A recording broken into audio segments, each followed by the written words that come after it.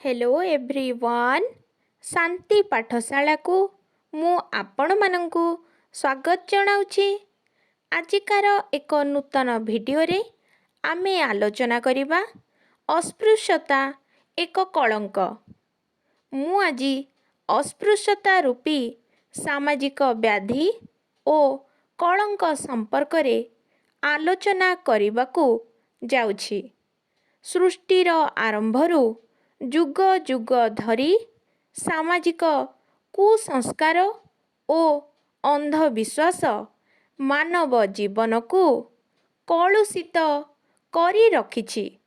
समय विवर्तन रे सभ्यतार विकास रे विज्ञान भित्तिक शिक्षा ओ प्रजुक्ति विद्या बलरे मनीष आजि भूमि ठारू भूमि जाए जय यात्रा अब्याहत रखिछि। चंद्र पृष्ठरे अवतरण करी विजय वैजयंती उड़ाइछि। महाकाशरे बसती स्थापन रे स्वप्न रे विभोरित होइछि। बहु असंभव को संभव करिछि। परीक्षा नली मध्यरे मनीष शिशु को जन्म करि पारिछि। तथापि से कुसंस्कार अंधविश्वास कबलरू संपूर्ण रूपे मुक्त होई पारि नाही। बहुविध कुसंस्कार मध्यरे अस्पृश्यता अन्यतम। पुराण जुगरे देवता माने असुर मानंकु अस्पृश्य मने करुथिले। कालक्रमे आर्य माने अनार्य बा द्राविड़ मानंकु हीन दृष्टि रे देखिले, घृणा कले। वैदिक सभ्यतारे सृष्टि वर्णाश्रम धर्मरे शूद्र मानंकु अस्पृश्य मने करागला। सवर्ण असवर्णर सूत्रपात हेला। सृष्टि हेला उच्च नीच, धनी गरीब, छुआ अछुआ, कला गोरार भेदभाव। स्वार्थ क्षमतारे अंध होई सुविधावादी सवर्ण माने शूद्र मानंकु अस्पृश्य अछुआ विवेचना करी निजकु श्रेष्ठ प्रतिपादित कले। सेमानंकु सामाजिक बासंद कले। मंदिर रे प्रवेश करिबाकू, पोखरी रे स्नान करिबाकू, कूअरू पानी काढ़िबाकू देले नाही। एक कलुषित लांछित दलित अवहेलितर देहली मध्यरे सेमानंकु आबद्ध करागला। सामाजिक न्यायरू वंचित करागला। दैहिक मानसिक दंड दियागला। पुनेई पर्वरे सेमानंकर भूमिका को गौण मने करागला। ग्रामर शेष सीमारे सेमानंकु रहिबाकू बाध्य करागला। सेमाने छुई देले अन्य मानंकर जाति चाली जाउथिला।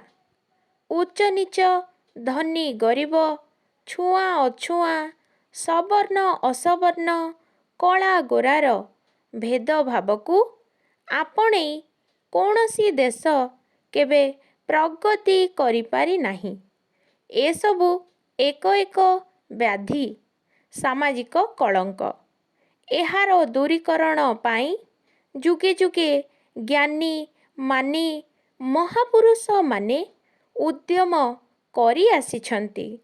सेमानंक मध्यरे Swami Dayanand Saraswati, Raja Rammohan Roy, Martin Luther King, Abraham Lincoln, Mahatma Gandhi, Tolstoy, श्रीमा मदर टेरेसा आदि अन्यतम। आम देशरू छुआ अछुआ भेदभाव ଉଠାଇ ଶ୍ରେଣୀବିହୀନ ରାମ ରାଜ୍ୟ ଗଠନର ସ୍ୱପ୍ନ ଦେଖିଥିଲେ ମହାତ୍ମା ଗାନ୍ଧୀ। ଅସ୍ପୃଶ୍ୟମାନଙ୍କୁ ସେ ହରିଜନ ଆଖ୍ୟା ଦେଇ ସେମାନଙ୍କ ଉନ୍ନତି ପାଇଁ ମନପ୍ରାଣ ଢାଳିଦେଲେ। ସେମାନଙ୍କର ସେବା କଲେ। ହରିଜନ ପତ୍ରିକା ପ୍ରକାଶ କରି ସେମାନଙ୍କୁ ସମାଜର ମୁଖ୍ୟ ସ୍ରୋତରେ ସାମିଲ କରାଇବା ପାଇଁ ଯୋଜନା କଲେ। ହରିଜନ ଗିରିଜନଙ୍କ ପାଇଁ ସ୍ୱତନ୍ତ୍ର ବ୍ୟବସ୍ଥା ଗ୍ରହଣ କଲେ। ସ୍ୱାଧୀନୋତ୍ତର ଭାରତର ଆମର ଜନପ୍ରିୟ ସରକାରମାନେ ହରିଜନ ଗିରିଜନମାନଙ୍କର ସର୍ବାଙ୍ଗୀନ ଉନ୍ନତି ପାଇଁ ନାନା ପଦକ୍ଷେପ ଗ୍ରହଣ କଲେ। ସେମାନଙ୍କ ପାଇଁ ସଂରକ୍ଷଣ ବ୍ୟବସ୍ଥା କଲେ।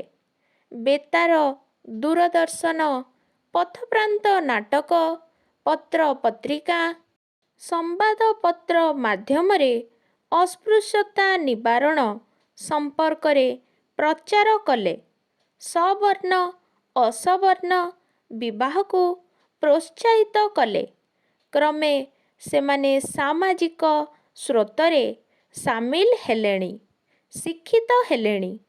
ବିଭିନ୍ନ କ୍ଷେତ୍ରରେ ସେମାନେ ସବର୍ଣ୍ଣମାନଙ୍କ ସହିତ ସମକକ୍ଷ ହେଲେଣି। IAS, IPS ହେଲେଣି। ଏହି ପରିପ୍ରେକ୍ଷୀରେ ଅସ୍ପୃଶ୍ୟତା ରୂପକ କଳଙ୍କକୁ ଦୂରେଇ ଦେଇ ସମାଜରେ ଶାନ୍ତି, ସ୍ଥିରତା, ପାରସ୍ପରିକ ସ୍ନେହ, ସୌହାର୍ଦ୍ଦ୍ୟ, ଭାଇଚାରା ପ୍ରତିଷ୍ଠା କରିବା ପାଇଁ ଆମେ ସମସ୍ତେ ଆଗେଇ ଆସିବା ଉଚିତ। ଏହି ବ୍ୟାଧିର ଶିକାର ହୋଇ ଅଧିକାଂଶ ଧର୍ମାନ୍ତରିତ ହେବା ଉତ୍ତମ ଲକ୍ଷଣ ନୁହେଁ। ଏହା ଦୂର ନ ହେଲେ ସମାଜର ଗୋଟିଏ ଅଙ୍ଗ ଦୁର୍ବଳ ହୋଇପଡ଼ିବ। ଆମେ ଉନ୍ନତି କରିବା ଅପେକ୍ଷା ଅବନତି ପଥରେ ଅଗ୍ରସର ହେବାକୁ ବାଧ୍ୟ ହେବୁ। ଯଦି ଏହି ଭିଡ଼ିଓଟି ଆପଣଙ୍କୁ ଟିକେ ବି ଭଲ ଲାଗିଥାଏ ତେବେ ଲାଇକ୍, ସେୟାର ଏବଂ ସବସ୍କ୍ରାଇବ୍ କରିବାକୁ ଜମାରୁ ଭୁଲିବେନି। ଧନ୍ୟବାଦ।